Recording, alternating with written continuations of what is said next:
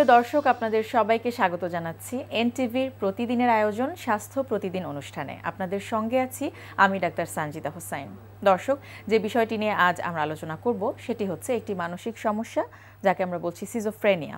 এই বিষয়টি নিয়ে আলোচনার জন্য আমাদের স্টুডিওতে আছেন একজন বিশেষজ্ঞ চিকিৎসক। চলুন পরিচিত হওয়া যাক আমাদের আজকের অতিথির সাথে। ডাক্তার সালাউদ্দিন কাউসার বিপ্লব 1972 সালের জানুয়ারিতে নরসিংদী জেলায় জন্মগ্রহণ করেন। তিনি 1992 সালে স্যার সলিমুল্লাহ মেডিকেল কলেজ থেকে এমবিবিএস ডিগ্রি অর্জন করেন। এরপর তিনি চিকিৎসা বিজ্ঞানে উচ্চতর এমডি ডিগ্রি লাভ করেন। বর্তমানে তিনি বঙ্গবন্ধু শেখ মুজিব মেডিকেল বিশ্ববিদ্যালয়ের মনোরোগ বিভাগের ইউনিট প্রধান হিসেবে কর্মরত আছেন। আপনাকে স্বাগত জানাচ্ছি। সিজোফ্রেনিয়া একটি মানসিক সমস্যা। শুরুতেই একটু জানতে চাইবো যে সিজোফ্রেনিয়া কি আসলে? সিজোফ্রেনিয়া, হ্যাঁ আসলে এটা জানা দরকার, কারণ সিজোফ্রেনিয়ার যে স্কিজ, প্রথমে কেউ কেউ আবার এটাকে উচ্চারণটা সিজোফ্রেনিয়া বলে, আবার কেউ স্কিজোফ্রেনিয়া বলে। তো আসলে স্কিজ শব্দটা একটা জার্মানি শব্দ, এটার অর্থ হলো স্প্লিট হয়ে যাওয়া বা ছিঁড়ে যাওয়া। তো সিজোফ্রেনিয়া এই জন্য বলে যে মনের যে অনেকগুলা দিক আছে, অনেকগুলা কি বলবো কম্পোনেন্ট আছে। তো এই রোগটাতে কিছু কিছু কম্পোনেন্টের সাথে কিছু কিছু কম্পোনেন্টের যোগাযোগটা ডিরেক্ট থাকতে চায় না বা ছিঁড়ে যায়, এই জন্য নামকরণ এইভাবে যে স্কিজোফ্রেনিয়া। আচ্ছা আচ্ছা, তো কি হয় এটাতে? এর মধ্যে যারা এই সমস্যাটির মধ্যে দিয়ে যারা যান, প্রাথমিক পর্যায় থেকে শুরু করে আস্তে আস্তে কি হয় তাদের অবস্থা? সত্যি কথা কি যে এই রোগটার সম্বন্ধে মানে আমরা পজিটিভ কথা বলার চেষ্টা করি বা বলি, সব জায়গায় বলি, তবে পাশাপাশি এই জিনিসও মনে রাখতে হবে যে রোগের ধরনটা সম্বন্ধে মনে রাখতে হবে। এটা একটা ক্রনিক মানে লম্বা সময়ের রোগ, ক্রনিক রোগ। তো এই রোগটাতে যেটা হয় যে মানে যার হয় এক ধরনের কপাল খারাপই বলতে হবে, বা যিনি ভুক্তভোগী বা যার পরিবারে হয়, আমরা অনেক সময় এই জিনিসগুলো মনে রাখতে চাই না বা বুঝতে চাই না। এটা একটা ক্রনিক রোগ। দেখা যায় যে সাধারণত 15 থেকে 25 বছর, সাধারণত 15 থেকে 25 বছর বয়সে শুরু হয়, মানে একদম ইয়াং এজে শুরু হয়। হ্যাঁ, পরে যে হয় না তা না, কিন্তু খুব কমই হয়, মানে এই বয়সে শুরু হয়। এই বয়সের এই রোগটার যেটা বড় লক্ষণ যে কানে গাইবি কথাবার্তা শুনে, এটাকে আমরা বলি হ্যালুসিনেশন। হ্যালুসিনেশন মানে হলো যে যেই জিনিসের উপস্থিতি নাই, একেবারে অ্যাবসেন্ট, সেটাকে সে ফিল করে। শুধু কানে তা নয়, সেটা চোখেও হইতে পারে, অথবা শরীরে কেউ টাচ করছে এমনও হইতে পারে যে কেউ নাই কিন্তু তারপরে এমনকি গন্ধ বা স্বাদ, যে কোনো ইন্দ্রিয়ের বিষয়টা হতে পারে। তো যেই জিনিস একেবারে অনুপস্থিত সেটাকে সে ফিল করে, এবং যিনি ফিল করেন সে কিন্তু সত্যি মনে করেন, যেমন আমার সামনে কেউ নাই কিন্তু আমার সামনে একজন মানুষ বসা, উনি আমার সাথে কথা বলছে। এই যে কথা বলছি প্রথমত বসা সে দেখছে, আবার কথা বলছে, তাহলে কি হয়, দুইটা জিনিস এখানে দেখা যায় যে বসার কারণে আমি দেখছি, কথা বলছে, আর আমি যেহেতু সত্যি মনে করি এবং স্পষ্ট কথা, সে তখন তার সাথে কথাও বলে। তো এই জন্য আমরা অনেক সময় বলি যে বিড়বিড় করে কথা বলে বা একা একা কথা বলে, এবং যিনি এটা বলেন উনি কিন্তু সত্যি মনে করেন, অন্যরা কেউ হয়তো বা দেখেনও না, বুঝেনও না। এটা একটা বিষয়, এটা একটা অত্যন্ত ইম্পর্টেন্ট বিষয়। আরেকটা বিষয় যে সিজোফ্রেনিয়ার একটা ডিলিউশন, হ্যাঁ মানে এটা খুবই ইম্পর্টেন্ট, যে একটা ভ্রান্ত বিশ্বাস। এখন ভ্রান্ত বিশ্বাস মানে তো ভ্রান্ত বিশ্বাস না, আমিও তো অনেক ভুল বিশ্বাস করতে পারি, একজন মানুষ কত কিছু ভুল ধরনের বা ভ্রান্ত বিশ্বাস করে। এখানে যেটা হয় যে যেই বিশ্বাসটা আনএক্সপ্লেনেবল, মানে যে একেবারে ফার্ম একটা ফলস বিলিভ, একটা ভুল বিশ্বাস, ফার্ম মানে অত্যন্ত শক্ত, এবং যেটা এক্সপ্লেন করা যায় না, ধর্ম দিয়ে হোক, বিজ্ঞান দিয়ে হোক, বা কোনোভাবে ব্যাখ্যা করা যায় না। যেমন ধরেন যে আমি শাহবাগ মোড়ে হাঁটছি, বা আমি এই কারণ বাজারে হাঁটছি, চারদিকে সব মানুষ আমাকে নিয়ে কথা বলছে, তো এটার তো কোনো ব্যাখ্যা নেই, সবাই কেন আমাকে নিয়ে কথা বলবে? যদি এরকম কেউ একজন স্টার হয় তাহলে হয়তো কথা বলতে পারে, কিন্তু আদারওয়াইজ একজন সাধারণ মানুষকে নিয়ে তো সবাই কথা বলবে না। কিন্তু সে ভাবছে যে তাকে নিয়ে বলছে, ভাবছে, কথা বলছে, একই সাথে আমার বিরুদ্ধে ষড়যন্ত্র করছে। অথবা কেউ একজন জাপানে বসে আমার কথা শুনে ফেলছে, অথবা মানে এমন একটা বিশ্বাস, যে বিশ্বাসটা আনএক্সপ্লেনেবল, মানে সেটাকে বিশ্বাস করা মানে ব্যাখ্যা করা যায়। আমরা অনেকেই কি করি যে এই ব্যাখ্যাগুলোকে, এই বিশ্বাসগুলোকে বোঝানোর চেষ্টা করি যে না, এটা তুমি এটা এমনি করবা না, এমনি করবা, এভাবে না করলেই হয়, আমি তো করি না, হ্যাঁ ভুল না, মানে সত্যি না, এরকম। তো আসল কথা এটা কখনোই এই কথায় যাবে না, এটা কখনো কোনো এক্সপ্লেনেশনে যাবে না, কোনো ব্যাখ্যায় যাবে না, সে তো ধরে রেখেছে এটাকে সত্যি মনে করবে। আবার সত্যিকে অনেক সময় আমরা বোঝানোর চেষ্টা করি। সাপোজ আমি ঘরের মধ্যে বসা, কেউ একজন মনে করছে যে রাত্রে কেউ আসছে আমাকে খুন করার জন্য, এখন অন্যরা সবাই বলবে খুন করতে কেউ নাই, মানে চারদিকে তো কেউ নাই তোমাকে মারার জন্য। অন্যরা যেভাবে বিশ্বাস করে, অনেকে চায় সেভাবে ওনাকে বিশ্বাস করানোর জন্য বা ভুক্তভোগীকে বিশ্বাস করার জন্য। এটা আসলে সম্ভব না বা হয় না। এটা একেবারেই আনএক্সপ্লেনেবল এবং ট্রিটমেন্ট ছাড়া আর কোনো উপায় না। এটা ট্রিটমেন্ট মেডিকেলি মানে মেনলি এটার ট্রিটমেন্ট হলো মেডিকেশন। মেডিকেশনের ট্রিটমেন্টের বাইরে আসলে এনে এক্সপ্লেন করে কোনো লাভ নাই। সাইকোথেরাপির এখানে আসলে খুব বেশি রোল নাই। আচ্ছা, যেটা আছে যদি পরবর্তীতে কেউ তাকে কিভাবে রিহেবিলিটেট করবে, কিভাবে বুঝাবে, কিভাবে চলবে এবং তার ইনসাইট, এটাকে বলে ইনসাইট, মানে ইনসাইট মানে হলো রোগটার সম্বন্ধে তার ধারণা অনেকেরই হয়তো বা থাকে না। 97% সিজোফ্রেনিয়া রোগীদের ইনসাইট থাকে না যে আমার একটা রোগ আছে বা এটা একটা মানসিক রোগ, সে বিশ্বাস করে 97%। সো আমি যখন এক্সপ্লেন করব, আমি যখন ব্যাখ্যা করব বা বোঝানোর চেষ্টা করব, সেটা কোনোভাবেই কাজে লাগবে না। মেনলি ট্রিটমেন্ট এটা মেডিকেশন। আরেকটা বিষয় আমার মনে হয় যে আমার বলিয়ে রাখা উচিত, সেটা হলো যে মেডিকেশন এবং ট্রিটমেন্টের বিষয়ে অনেক রকমের ভুল ধারণা বা অনেক রকমের ধারণা আছে। সেটা ভুল কি সত্যি অনেকভাবে বলা যায়। যে আমাদের সম্বন্ধে ধারণা যে মানসিক রোগের এই ডাক্তাররা এই ব্যাখ্যা মানে আমাদের সম্বন্ধে এই ধারণাটা কিন্তু এই সিজোফ্রেনিয়া থেকে মেইনলি আসে, যে ঘুমের ওষুধ দিয়ে সারা বছর ঘুম পাড়ায় রাখে বা একেবারে একবার ঘুমের ওষুধ খাওয়া শুরু করলে ছাড়তে চায় না। এই জন্য বোধহয় ডাক্তারের কাছে যাওয়ার আগ্রহটাও অনেকের কমে আসে। সত্যি কথা যেটা, সেটা অনেকের কমে আসে। সিজোফ্রেনিয়া এমনই একটা রোগ যার 1/4 ভালো হয়ে যায়, 1/4 একেবারেই ভালো হয় না, আর বাকি যে 50% হাফ, সেটা হলো গিয়ে ভালো হইতে থাকে, খারাপ হইতে থাকে, এবং সেটা ট্রিটমেন্ট মেডিকেশন ছাড়া আর কিছু না। তো যখন একটা রোগী লম্বা সময় ধরে চলতে থাকে এবং রোগটাই ক্রনিক ডিজিজ থাকে, সেক্ষেত্রে কিন্তু ট্রিটমেন্ট যারা দেন তাদেরও হাতে কিছু থাকে না। মানে অনেক সময় মানে অনেকে মনে করেন, অনেকে ভাবেন যে এই ট্রিটমেন্ট করতে করতে বোধহয় অসুস্থ হয়ে গেল, ট্রিটমেন্ট করতে করতে বোধহয় আর ওষুধ ছাড়তে পারে না, আর অনেকে। এটা আসলে সত্যি না। মানে অ্যাক্টিভ সিমটমগুলোকে, যেগুলো আমি বলছি যে ভ্রান্ত একটা বিশ্বাস বা ডিলিউশন বা হ্যালুসিনেশন, এই কারণে তার যখন প্রতিদিন চলতে, মানে কাজের ক্ষেত্রে সব জায়গায় সমস্যা হয়, সেটা কমানোর জন্য আসলে এই ট্রিটমেন্ট ছাড়া আর কোনো উপায় নেই। বরং না করে যদি তাহলে অ্যাগ্রেসিভ হয়ে যাওয়ার সম্ভাবনা থাকে, নিজের জন্য যেমন ক্ষতিকর, অন্যের জন্য তখন ক্ষতিকর হয়ে যাওয়ার সম্ভাবনা থাকে। এই জন্য ট্রিটমেন্ট আসলে চালাতে হবে। ট্রিটমেন্ট চালাতে হবে। কখন আসলে যাওয়া উচিত বলে মনে করেন আপনি? এইটা একেবারে সহজ কথা। যত আর্লি যাবে, যত আর্লি তাড়াতাড়ি ডিটেক্ট করতে পারবেন, পরিবারের মানুষজন, আত্মীয় স্বজন বা ডাক্তার যদি হয় ডাক্তার, এর আগে তো আমাদের পরিবার, আসল কথা তো পরিবার। যত তাড়াতাড়ি ডিটেক্ট করতে পারবে, যত তাড়াতাড়ি ট্রিটমেন্টের আন্ডারে যাবে, তত তাড়াতাড়ি ভালো। আমরা অনেক সময়, এখন অবশ্য কমে আসছে, কিন্তু তারপরে অনেক সময় এই ধরনের সমস্যা হলে ঝাড়ফুঁক, কবিরাজ, এই বা আরো বিভিন্ন জায়গায় নিয়ে যায়, চিকিৎসকের কাছে চলে যাচ্ছে। তারা ঝাড়ফুঁকটাকেই মেইন হিসেবে ধরছে যে এটা বোধহয় ভূতে ধরা বা এরকম কিছু একটা, যেহেতু কানে কথা আসে, একা একা কথা বলছে, তখন ভূতে ধরা। আর একটা বিষয় কি, আমি ঝাড়ফুঁক বা এই বিষয়গুলোকে অবশ্যই অপচিকিৎসা এবং অবশ্যই এগুলো করা উচিত না। তো এই বিষয়গুলো আমাদের বোঝা উচিত যে এটা একটা রোগ কিন্তু ট্রিটমেন্টের মাধ্যমে ভালো হবে, অন্য কোনোভাবে ভালো হবে না। আবার যারা ঝাড়ফুঁক করান, যারা কবিরাজের কাছে যান, তারাও কিন্তু দেখেন যে শেষ পর্যন্ত মেডিকেশন বা ওষুধের মাধ্যমেই কিন্তু সেটা ইমপ্রুভমেন্ট হয় বা ভালো হচ্ছে। তখনও তারা বিশ্বাস করতে চায় না, মানে মনে করে যে কবিরাজ একদিক থেকে কবিরাজি করছে, একদিক থেকে ওষুধ খাচ্ছে, ওষুধের কাজটা নাও হতে পারে। এই জন্য এই বিশ্বাসটা চেঞ্জ করতে হবে। এটা আসলে ট্রিটমেন্ট ছাড়া আর কোনো উপায় নেই। আচ্ছা, তো ট্রিটমেন্টের সময় আপনারা কি করেন? কি ধরনের ট্রিটমেন্ট বা তাকে লাইফস্টাইল মডিফিকেশনের ক্ষেত্রে কি ধরনের পরামর্শ দিয়ে থাকেন? আসলে এই মানে সত্যিকার অর্থে লাইফস্টাইল মডিফিকেশন বা সাইকোথেরাপির খুব বেশি রোল এখানে নাই।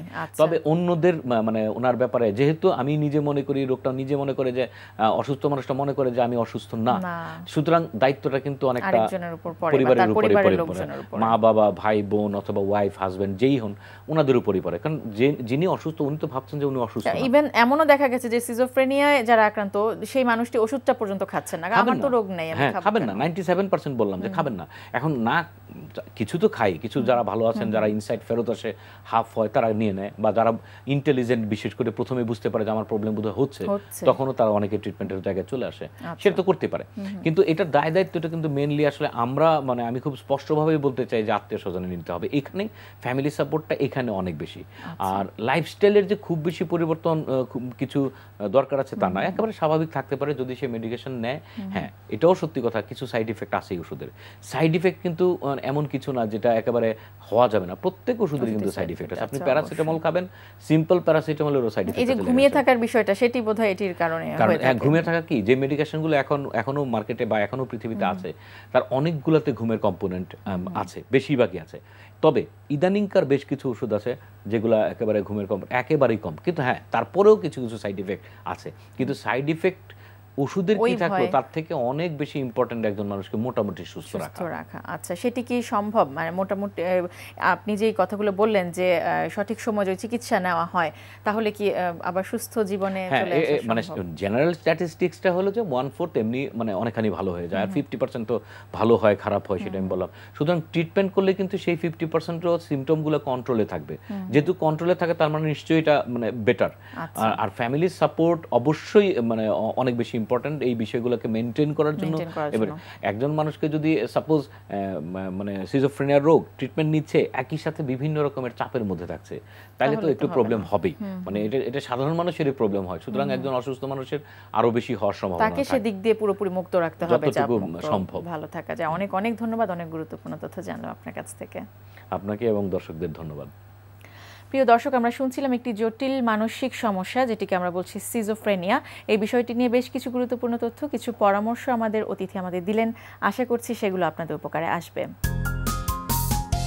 আজকে আমরা যে মুভমেন্টটা দেখাবো সেটাকে আমরা বলবো হচ্ছে ইনক্লাইন ফ্লাই। ইনক্লাইন ফ্লাই যেটা আমরা যে জিনিসটা করেছিলাম আগে, আমরা জিনিসটা করেছি, কিন্তু এটাকে আমরা অ্যাসিস্ট করবো হচ্ছে কেটলবেলের মাধ্যমে। আমরা আগে বলেছিলাম যে কেটলবেলের এইটা কি, সিস্টেমটা কি, কেন আমরা কেটলবেলটা ইউজ করি। কেটলবেলে যে জিনিসটা হয়, আমরা সবচেয়ে বেশি স্ট্যাবিলাইজার মাসলগুলোকে আমরা ইনভলভ করতে পারি। এবং কেটলবেলের যে মাধ্যমে যে জিনিসটা হয়, শুধুমাত্র পেট্রোল মাসলের যে কাজ হচ্ছে তা না, এতে যে জিনিসটা হবে আপনার shoulder, traps, deals, tricep, bicep প্রত্যেকটা মাসেল কিন্তু অ্যাক্টিভেট হবে। রিজন হচ্ছে কেটলবেলের যে মুভমেন্টটা, এটা নর্মাল ডাম্বেলের মতো না, ফিক্স থাকে না, এটা কিন্তু মুভমেন্ট করে। এই মুভমেন্টটাকে স্টেবল করার জন্য কিন্তু আমার অন্য প্রত্যেকটা মাসলগুলোকে অ্যাক্টিভ করতে হয়। এমনকি কিছু কিছু ক্ষেত্রে দেখা যায় যে লোয়ার ব্যাক এবং থাই মাসলটা কিন্তু ইনভলভ করতে হয় কেটলবেলটাকে স্টেবল রাখার জন্য। অনেক সময় দেখা যায় যে কেটলবেল অনেক বেশি ওয়েট কিন্তু তোলা যায়, কিন্তু অনেক অল্প ওয়েটও দেখা যায় এটা মানে স্টেবল রাখা একটু ডিফিকাল্ট হয়ে যায় এটা মুভমেন্টের জন্য। কেটলবেল আমরা যে সুবিধাটা পাবো, ডাম্বল এবং কেবলসের দুইটারই যে বেনিফিট, যে কন্টিনিউয়াস টেনশন এবং ওয়েট ট্রেনিং দুটো একসাথে কিন্তু কেটলবেলের মাধ্যমে আমরা মানে পেয়ে থাকি। তার মানে কি হচ্ছে, এখানে আমরা মানে চেস্টের মাস্কুলারিটি, শেপ অ্যান্ড ভাস্কুলারিটি তিনটা একসাথে আমরা কাজ করাতে পারি। এবং গ্রিপিং পাওয়ার, রিস্টের পাওয়ার, জয়েন্টসের যেটা ডাম্বেলের মাধ্যমে ডেভেলপ করে না, কেটলবেলের মাধ্যমে সেই জয়েন্টসের পাওয়ারগুলো কিন্তু আস্তে আস্তে ডেভেলপ হয়ে যায়। এখন দেখুন আমরা কেটলবেলের মাধ্যমে কীভাবে ইনক্লাইন ফ্লাইটা আমরা করব। ওকে, রেডি? ওকে, নর্মাল ডাম্বল বেঞ্চ, যেটা বেঞ্চে যাবে, যেটা একটা চেস্টের যে বেঞ্চটা। ওকে, কেটলবেল নিব। ইয়েস। কেটলবেলের সুবিধাটাই হচ্ছে এই যে এটাকে ওয়েটটা কিন্তু নিচের দিকে ঝুলে থাকে এবং হাতের মুভমেন্টে থাকে কেবলসের মতো, এবং দিস থিং ইজ মুভিং। এটাকে স্টেবল করে যখন সে মারছে তখন কী হচ্ছে, cables and dumbbells and heavy weight training দুটো একসাথে জিনিসটা পাচ্ছে, এবং with the balance of the stabiliser, তার মানে বডির ব্যালেন্সটা কিন্তু বাড়ছে। এবং এইগুলোকে স্টেবল রাখার জন্য যে জিনিসটা করতে হচ্ছে, বডি মুভমেন্টটাকে মিনিমাইজ করার জন্য প্রত্যেকটা জয়েন্টসটাকে তাকে স্টিফ করতে হচ্ছে। তার মানে কি হচ্ছে, জয়েন্টসটা কিন্তু ইনডাইরেক্টলি কিন্তু ইনভলভ হয়ে যাচ্ছে। Gain one more. ইয়েস, ওকে, স্টপ। ওকে, আর কেটলবেলে আমরা যে এটা পাই, আপনি যদি একটা ফর্ম যদি আপনি স্যাক্রিফাইসও করেন, যদি বডি মোমেন্টাম যদি আপনি ইউজ করেন, এতেও কিন্তু আপনি বেনিফিটটা পাবেন। রিজন হচ্ছে আপনি কেটলবেলের মুভমেন্টটাকে ব্যালেন্স করার জন্য আপনার বডি মুভমেন্টটাকে কিন্তু আমরা কিছু কিছু ইউজ করতেই বলি, এবং দ্যাটস নর্মাল। এটা কিন্তু বডির ন্যাচারাল একটা ইনস্টিংক্ট। এটা কি হচ্ছে, জয়েন্টস, মাসল, টেন্ডনস অ্যান্ড ফ্লেক্সিবিলিটি সবগুলো একসাথে কিন্তু হচ্ছে, মানে কাজ হচ্ছে। এই জন্য যারা দেখা যাচ্ছে নর্মাল ডাম্বেলে এগুলো করছে, তারা মাঝে মাঝে যদি কেটলবেল এক্সারসাইজটা যদি একটু করেন, মানে কয়েকদিন, দেখবেন যে বডির ফিটনেসটা অনেক বেশিভাবে বেড়ে যাবে। প্রিয় দর্শক, শিশুর মেধা বিকাশে খাবার দাবারের ভূমিকা কি কি খাবার তাদের খাদ্য তালিকায় থাকা উচিত, তা নিয়ে চলুন শুনি একজন পুষ্টিবিদের পরামর্শ। সন্তান হওয়ার পরে অনেক পিতামাতারই একটা বিষয় চিন্তিত থাকেন, কিভাবে বাচ্চাদের মেধা বিকাশ করা যায়। তো শুধুমাত্র চিন্তিত হলেই চলবে না, আমাদেরকে জানতে হবে কোন ধরনের খাবারগুলো এই মেধা বিকাশে সাহায্য করে থাকে। এবং আমরা সবসময় চিন্তা করি যে কোনো মেডিকেশন দিয়ে এটা করা যায় কিনা। সহজেই যদি কোনো খাবার থেকে মেধা বিকাশ হয়ে যায় তাহলে কিন্তু আমরা দেখব যে সহজে পুষ্টিযোগ্য যে খাবারগুলো সেগুলো আমরা নিব। এতে কিছু কিছু খাবার সাহায্য করে থাকে, প্রধানত সিরিয়ালের মধ্যে ওটমিল, যেটি কনস্টিপেশন দূর করে এবং হাই ফাইবার সমৃদ্ধ, এতে আয়রনও রয়েছে। আয়রন বাচ্চাকে যথেষ্ট সজাগ থাকতে সাহায্য করে। সকালের নাস্তায় যদি বাচ্চাকে ওটমিল খাওয়ানো হয় তাহলে এটি একটি যথেষ্ট পুষ্টি সমৃদ্ধ খাবার।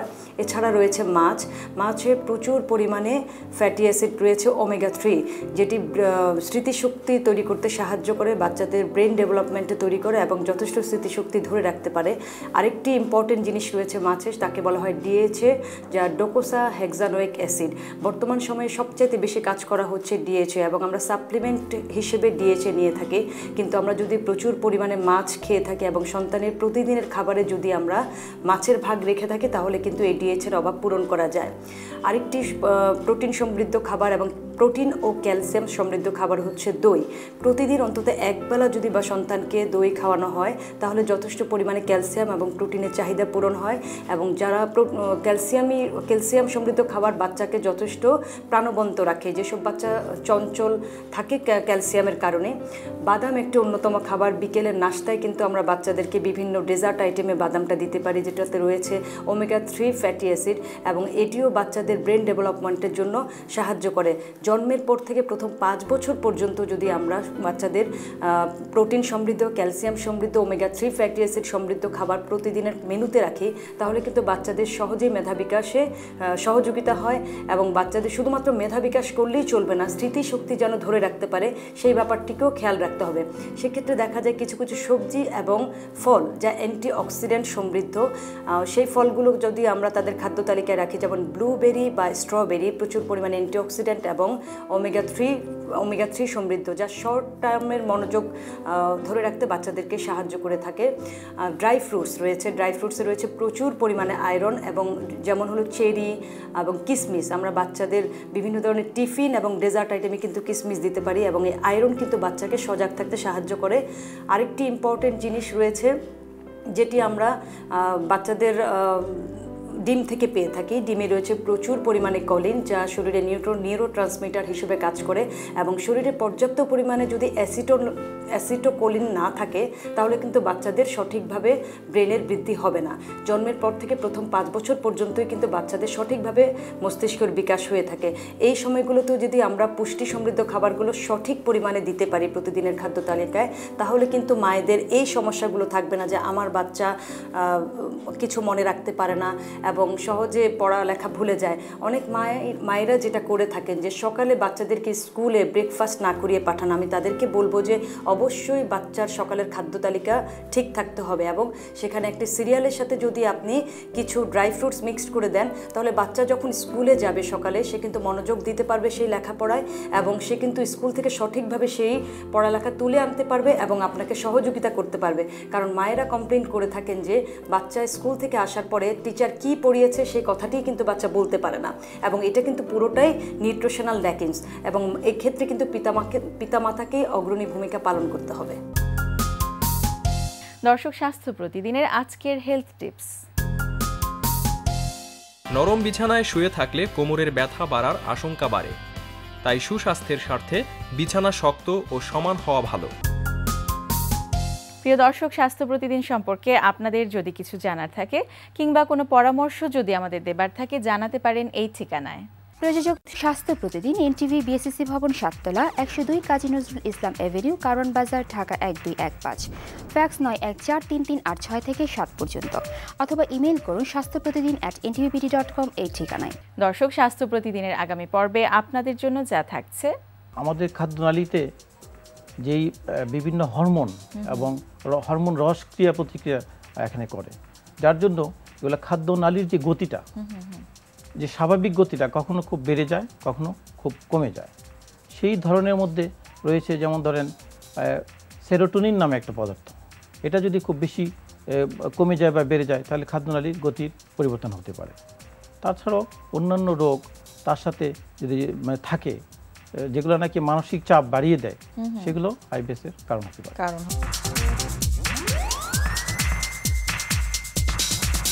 প্রিয় দর্শক, বিশ্বের যে কোনো প্রান্ত থেকে যে কোনো সময় এনটিভিতে সম্প্রচারিত আপনাদের পছন্দের অনুষ্ঠান স্বাস্থ্য প্রতিদিন দেখতে চাইলে ভিজিট করুন আমাদের পূর্ণাঙ্গ ওয়েব পোর্টাল www.ntvbd.com।